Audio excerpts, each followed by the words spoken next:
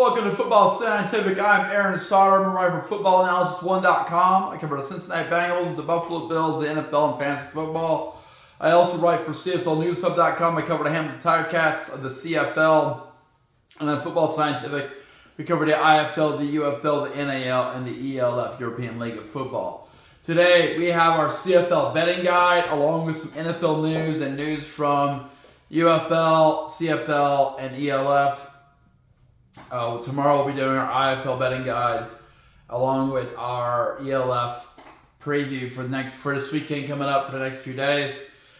With me today, helping with the CFL betting guide, is my partner, Tyler the Tiger. Tyler the Tiger here, just chilling out, enjoying watching that college football thing last night with the Mac. We got another subscriber. We're at 96 subscribers.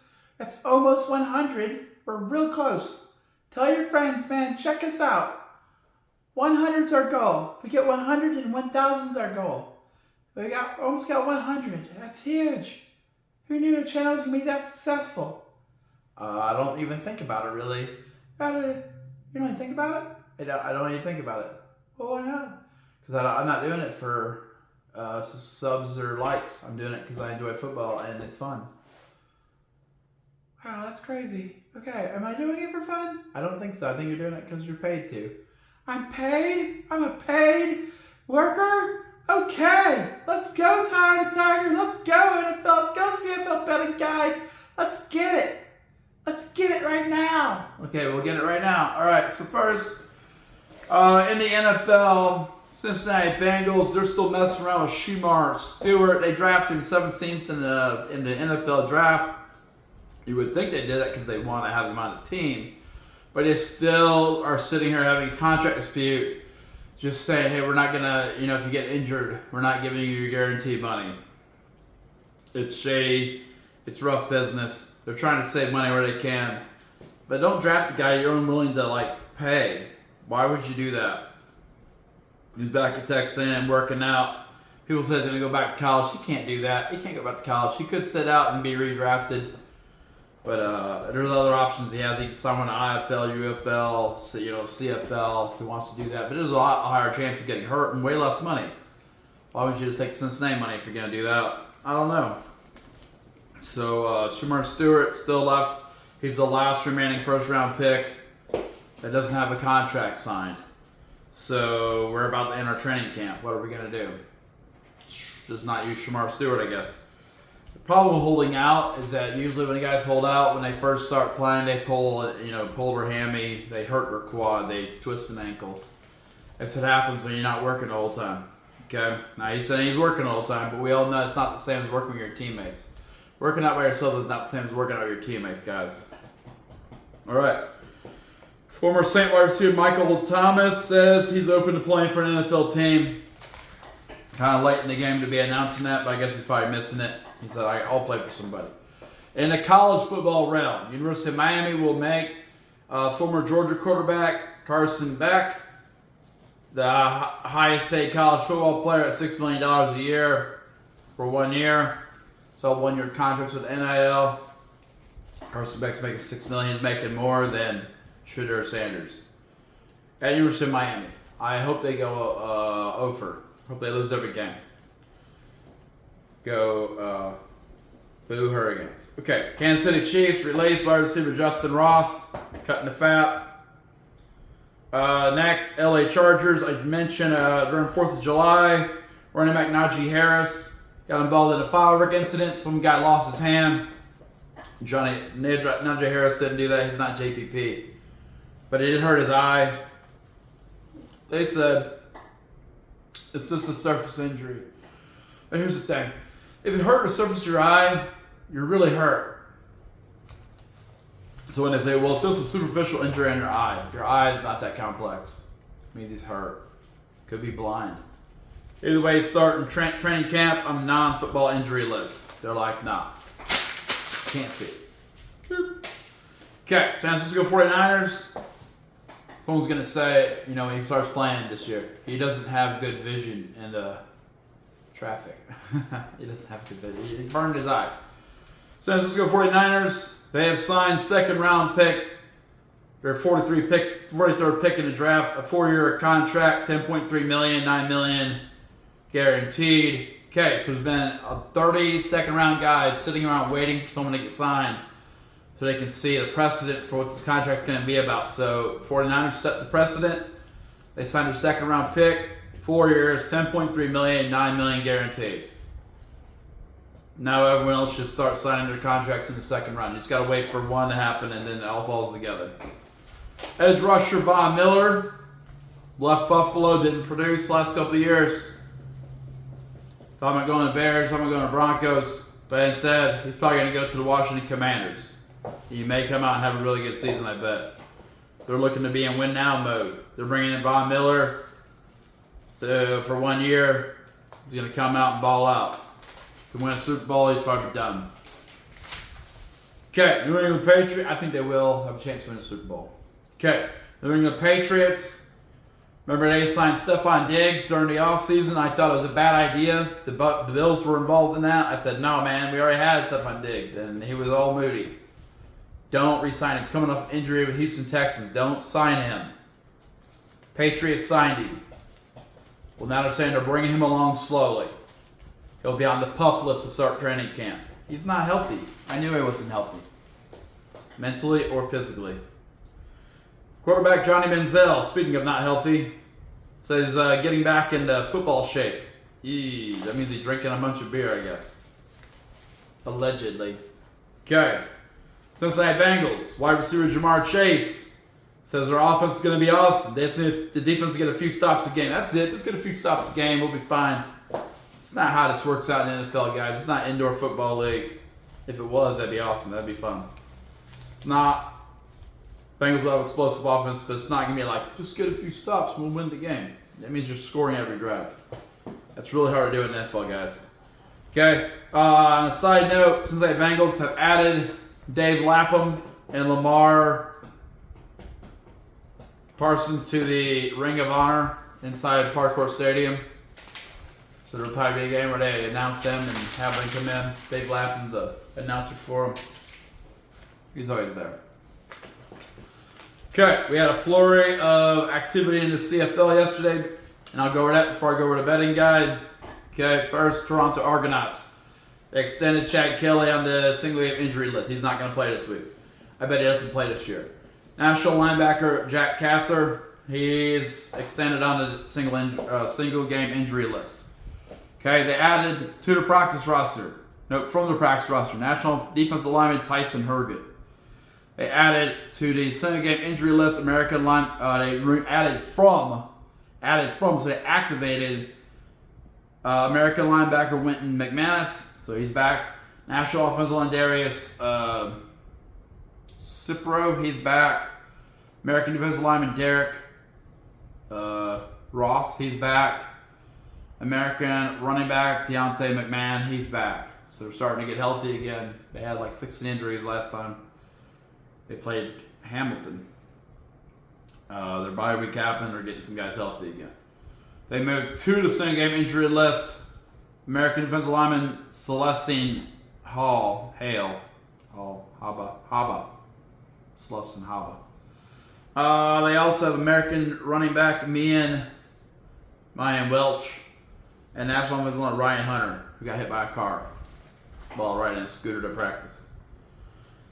Montreal Alouettes, who played Toronto tonight, added from the practice roster American D-back Robert Kennedy. They added to the single game injury list American wide receiver Austin Mack, and added from the injured list. Sorry, he's going to be playing tonight. He's a really good receiver for Alouettes. I think that's a good thing. Also added from the single game injury list is American quarterback Davis Alexander. They're going to be almost back to full strength.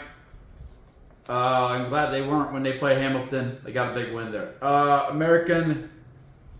Added from the single game injury list is American offensive line Nick Callender. They moved to the practice squad, newly signed American Des Holmes, American quarterback James Morgan, I guess because of Davis Alexander coming back. And now single game injury list, American D lineman Dylan Wynn is being added to the injury list. He played for the Ticats previously. Okay, BC Lions. They moved to the practice roster American D lineman Jaleel Clemens. They added from the Sun game injury list American defensive lineman Kamoko Turay. Why was he hurt? Because he was suspended for the fight at Montreal. Okay, Ottawa Red Blacks. They released national defensive line Anthony Bennett, and they moved to the practice roster national offensive lineman Dayton Black, who played for the Ticats previously. Ticats signed 2 guys. Josh Green and Shane Watts, running back and a punter and running back, respectively. I made an article about that last night on CFL News, so check that out if you want more details on that. All right, so here's the exciting part today, the CFL betting guide. Okay, we got 4 games, full slate of CFL games here. First, the first game tonight, Thursday, July 17th, 7:30 p.m. Eastern. We got Toronto Argonauts, who are 1-4, traveling to Montreal Alouettes, who are 3-2. Now, just from my personal point of view, it's hard to go for Toronto when you're a Ticats fan. But if Montreal lost this game and Hamilton wins this week, they own first place by themselves. That would be pretty cool. Okay, now if Montreal wins, which is likely to happen, because Toronto's not been good, especially without Chad Kelly, then Hamilton has the win to maintain a tie in first place in the East. So what's the lesser of 2 evils? Montreal maintaining top position in the East and sharing with Hamilton potentially, or the Toronto Argonauts getting a win? Well, in true Hamilton Ticats fan style, I'm going for Montreal. I hate Toronto. Montreal Alouettes, I got them winning at home tonight, 31-27. 31-27. Total points, 58 points. DraftKings says Montreal's a 10-point favorite. Okay. They got a lot of firepower back. I don't think they're good enough to beat Toronto by more than 10 points. But they're a 10-point favorite. Toronto's a 10-point underdog. Over-under is 50.5. So if I was betting on this game, I would bet on Toronto with the points. I think they're going to lose, but I think it'll be closer than 10 points. So I'm picking Toronto with the points. I'm going over 50.5 to 58. Okay. Friday, July 18th, 8:30 p.m. Eastern. Calgary Stampeders, 4-1. Winnipeg Blue Bombers, 3-1. Last time I picked this game, it was in Calgary. Winnipeg and Calgary 2 weeks ago. I picked Winnipeg. Okay, Calgary dominated them.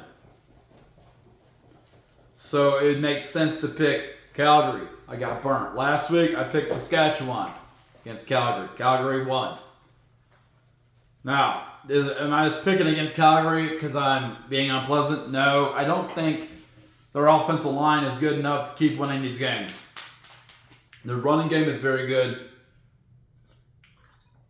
And Vernon Adams Jr. is the second best quarterback in the league right now. But I know from past experience, Vernon Adams Jr. has a tendency to have high points and low points. High points and low points. High points and low points. Okay? He had a high point last week. Had a high point the week before that. I think he's ready for a low point. So once again, I'm going against Calgary. Probably going to lose again. It's been tough. So I have this very interesting decision here. First, I got Winnipeg at home, being 3 points better than Calgary, winning 31-28. Total points 59. DraftKings actually agrees with me. I think they're in the same boat. They don't believe in Calgary either. They got Winnipeg as a 3.5-point favorite. That's pretty close to my score. Calgary's a 3.5-point underdog. Over-under is 50.5. I say I'm going for Calgary plus the points. I think it'll be close if Winnipeg wins. And if you go with Calgary with the points, and Calgary wins, then you get paid.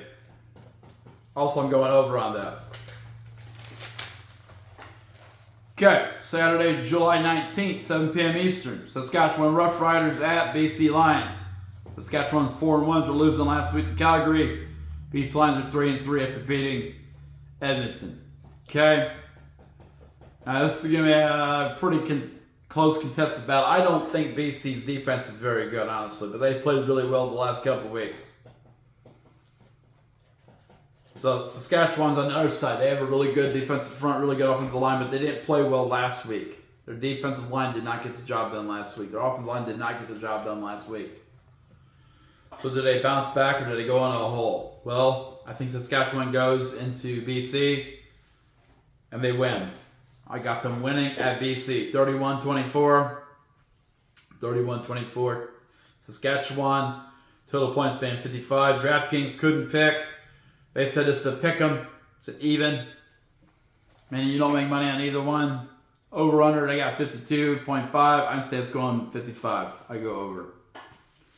Sunday, July 20th at 7 p.m. Eastern. Hamilton Ticats 3-2. Travel to Ottawa Red Blacks 1-5. They played last week. Hamilton had to come back from a big deficit to win the game, 24-20. Take first or tie themselves in first place in the East with Montreal. Ottawa's spiraling. We got to keep them spiraling, guys. We got to keep them spiraling, Hamilton. Hopefully Hamilton comes out this week and plays the game plan they should have played last week. Pound the rock. Play action over top. I'm assuming Hamilton's going to see what I saw on film, and they're going to do that. They're going to win 32-24 over Ottawa. Total points is 56. DraftKings agrees with me. Mostly. They got Hamilton as a 1.5 point favorite.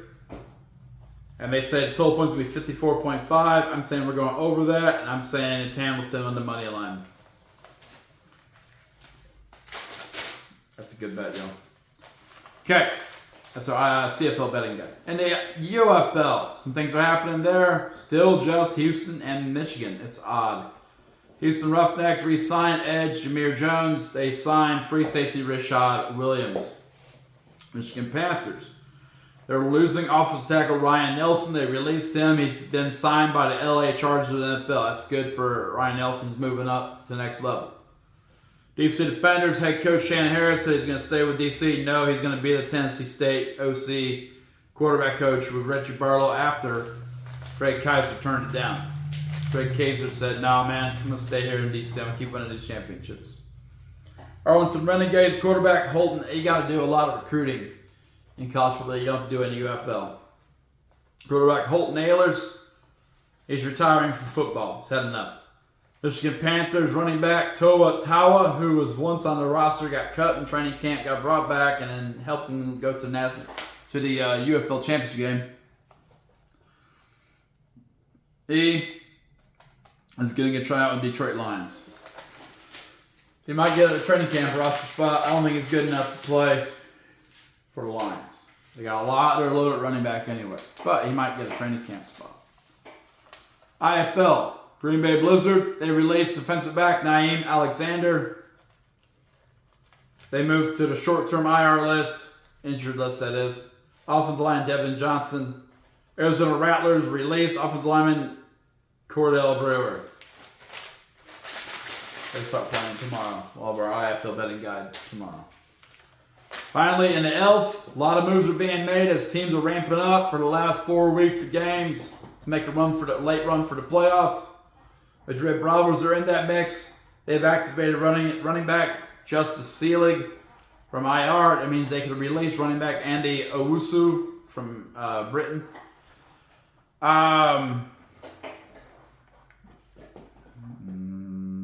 They have placed defensive back Devon Ingram on injured list. He's out. Defensive back. They signed defensive back Cameron Kelly, probably to replace Devon Ingram. Stuttgart Surge. They signed wide receiver Jordan Bua and defensive back Kenny Flora as they try to make a surge to a championship game. Then the Vikings signed offensive lineman Alexander Milanovic and defensive line Leon Baglog.